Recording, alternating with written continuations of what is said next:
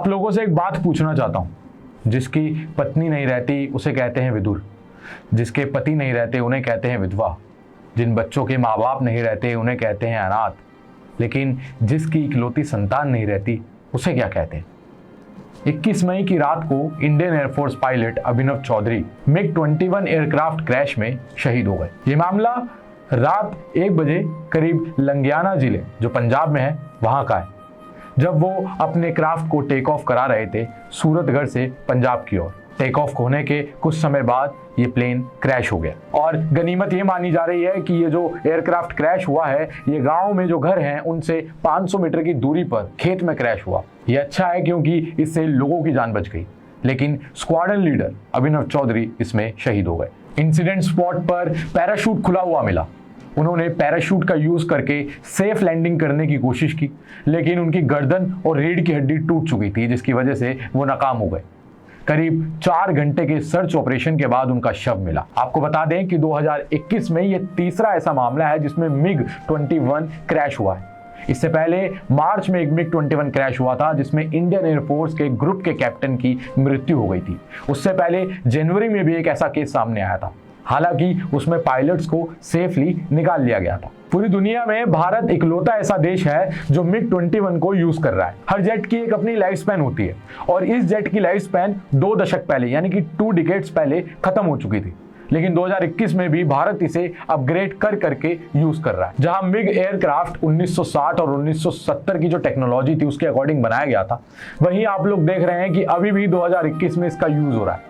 और ये तो हमारे इंडियन एयरफोर्स पायलट की क्षमता है, उनकी प्रतिभा है, जो अभी तक वो इसको उड़ा पा रहे हैं। लेकिन 1971 से लेकर 2012 तक 482 MiG एयरक्राफ्ट क्रैश हुए थे, जिसमें 171 पायलट्स, 39 सिविलियंस, 8 सर्विस पर्सनल्स और 1 एयर क्रू शहीद हुए थे। MiG-21 report the maximum number of crashes और इस क्राफ्ट को उड़ाना भी बहुत मुश्किल है।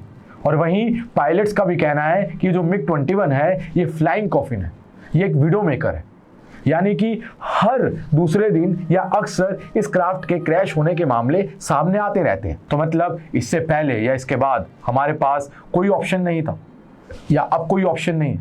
तो यहाँ पर मैं आपको बताऊं कि 1983 में जब सरकार ने फैसला लिया कि वो अपने लड़ाकू विमानों को चेंज करेगी, यानी कि दोबारा से मैन्युफैक्चर करेगी, दोबारा से डिजाइन करेगी, तो उसके पास उस समय इतना फंड नहीं था। तो सरकार ने चलाया प्रोग्राम जिसका नाम था तेजस, और वो तेजस प्रोग्राम अभी तक 35 साल हो चुके हैं, स्टार्ट नहीं हुआ है।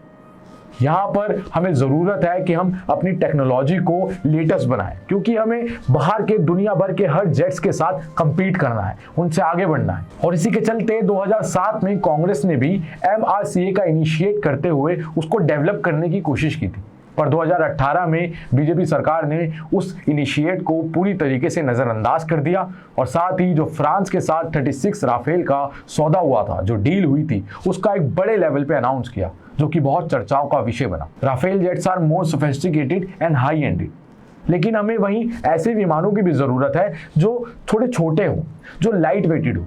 राफेल अपना काम करते हैं और ऐसे विमान अपना काम। आपको बता दें कि जो छोटी एयरफोर्सेज हैं वो भी अब MiG-21 का यूज़ नहीं करती हैं, और MiG-21 का हर एक क्रैश सरकार और इंडियन एयरफोर्स के लिए ये एक रिमाइंडर रहेगा।